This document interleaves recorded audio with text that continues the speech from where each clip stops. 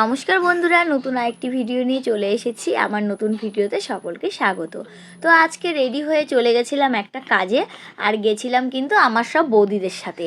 মানে আমার মাঝখানে যে আছে সে হচ্ছে আমার যা, কিন্তু আমি বৌদি বলেই ডাকি, আগাগোড়াই অভ্যাস। আর আরেকজনও ছিল আমার বৌদি, আরেকজনও ছিল আমার বৌদি, মানে আমার সব বৌদি। হ্যাঁ, তো যেহেতু আমি একই পাড়ার বউ আর একই পাড়ার মেয়ে, তো সেই কারণে সবাই আমার বৌদি।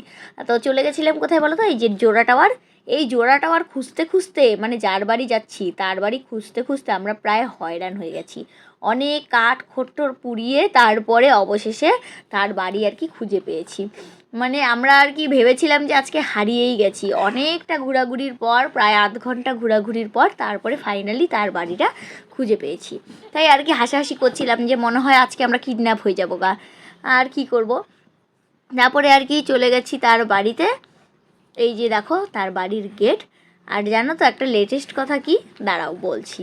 তো বাড়িতে ঢুকেই আর কি দেখছি যেই কাজে গেছিলাম আর কি, তো সেই কাজটা আর কি অলরেডি শুরু হয়ে গেছে। মানে একটা কাজের সম্বন্ধে একটা মিটিং হওয়ার কথা ছিল, তো সেই মিটিংটা অলরেডি শুরু হয়ে গেছে।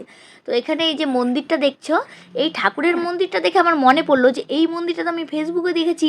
তার মানে এটা আমার সেই বন্ধুর বাড়ি, মানে স্কুল ফ্রেন্ডের বাড়ি। তো ওর মেয়ের সাথে পরিচয় হলো, আর বুঝতে পারলাম যে হ্যাঁ এটা আমার ফ্রেন্ডেরই বাড়ি। তো অবশেষে গিয়ে আর কি আমরাও মিটিং অ্যাটেন্ড করলাম। তো একটার সময় যাওয়ার কথা ছিল, তো গিয়ে পৌঁছেছি অনেকটা লেটে। তো যাই হোক, ওই মানে অবশেষ কাণ্ডালে আমরা মিটিংটা অ্যাটেন্ড করেছি। তারপরে আর কি এখানে সব বক্তব্য দিল, বক্তব্যগুলো শুনলাম। তারপরে যেই বিষয়ে বক্তব্য দিল, মানে যেই জিনিসটা আর কি নিয়ে আর কি কাজটা, তো ইনি আর কি যে আর কি বুঝাচ্ছিল আর কি স্যার, তো উনি আর কি ভালো করে আমাদেরকে ব্যাপারটা বুঝিয়ে দিল। মানে কাজটা হচ্ছে প্যাকেজিং করা, মানে এই কিশমিশ কাজু বাদাম এই সব বিষয়েই আর কি বলছিল আর কি।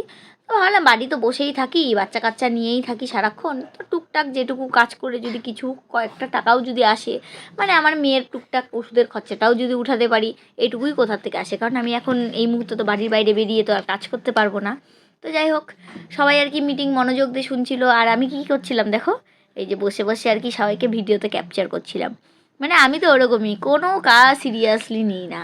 এই জন্য আমার জীবনের এই অবস্থা, ল্যাদখোর, একজন ল্যাদখোর, মানে কি বলবো। আর আর আমার টুকলু কোথায় জানো, ওই দেখো দিদিভাইয়ের কোলে ঘুরে বেড়াচ্ছে।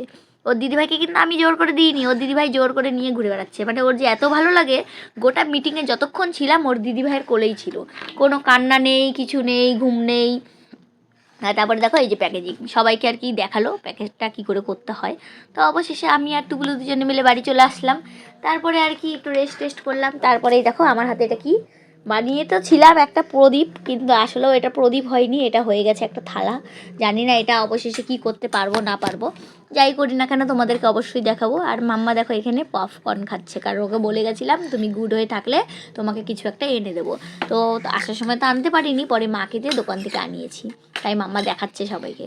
তো আমিও এখন চা খাবো, তো আমিও বাটিতে কিছুটা পপকর্ন আর বিস্কিট নিয়ে নিয়েছি। তো যাই হোক, আজকের দিনটা আমার এইভাবেই কাটলো। তোমাদের কেমন লাগলো আমার এই ভিডিওটি অবশ্যই আমাকে কমেন্ট করে জানাবে। খুব শীঘ্রই নতুন একটি ভিডিওতে দেখা হবে।